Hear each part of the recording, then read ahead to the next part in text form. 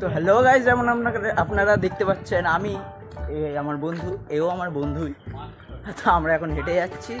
হেঁটে কোথায় যাচ্ছি সেটা জানার জন্য আপনাদের অন থাকতে হবে এই চ্যানেলে, কারণ আজকে হচ্ছে উল্টো রথ। রথের সময় আমাদের পরীক্ষা চলছিল, দাদা আমাদের ঠুকে দেওয়ার মোটিভে ছিল কিন্তু করতে পারেনি, সেটা আলাদা বিষয়। তো আমরা আজকে যাচ্ছি কোথায়? মেলায়।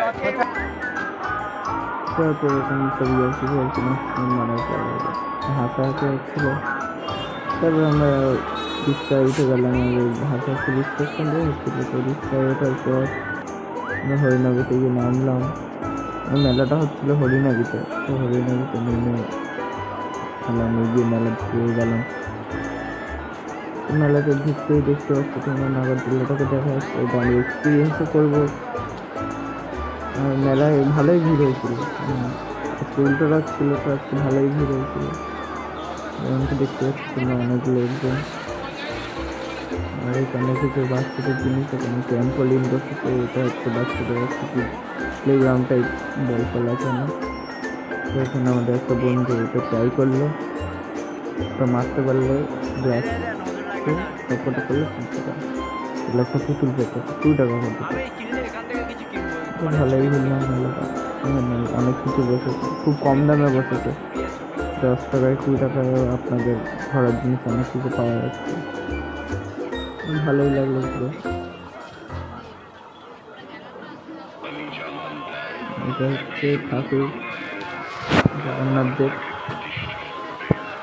রথে বসানো ছিল। আমরা দেখতে পাচ্ছি ব্যাগের দোকান, চশমার দোকান থেকে শুরু করে ঘরের জিনিসপত্রের দোকান, ফুল তুলছে। এই হলো মেন সিন যখন আমরা নাগরদোলা উঠবো।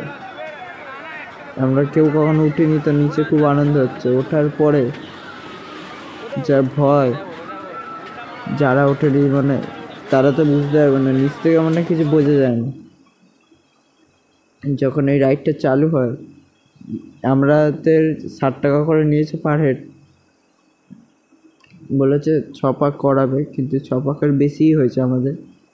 তা আমরা চাইছিলাম আরও কম হোক, আমরা ভেবেছিলাম কম হবে, কম রাউন্ড নেবে, কিন্তু 6 পাকটায় আমাদের যা ভয় লেগেছে।